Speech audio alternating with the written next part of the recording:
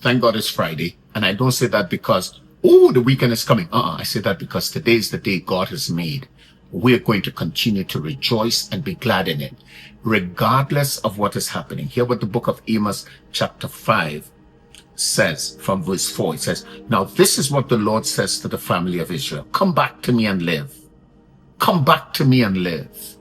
And I wanted to inform those of you who are hearing this, who grew up in church, who made commitment, got baptized early, and then walked away from God because the pastor said, or because the sister in church said, or the man of God said, or the whoever treated you differently. And so you walked away from God. The church was no longer meaningful or valuable to you. The will and word of God lost its flavor for you, but you were once excited about it. Let me please caution you. Come back to God and live.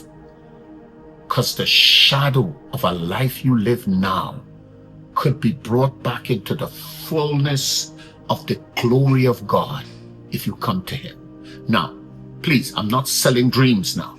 I'm not saying all of your problems will go away. Oh, you'd live like an angel in heaven. I'm not saying that. I'm saying come back to God and live. The only way you can experience the fullness of all of this is if you're alive in Christ. My admonishment today, as the weekend approaches, come back to God and live. Live in Christ.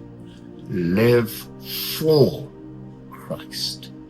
Why not turn around today? Why not come back? Why not recommit? Why not surrender? God isn't holding a gun to your head, but oh my God, the word, the command is so real. Come back to God and live. Come on, pray with me. Father, in the name of Jesus, I've messed up, gone astray.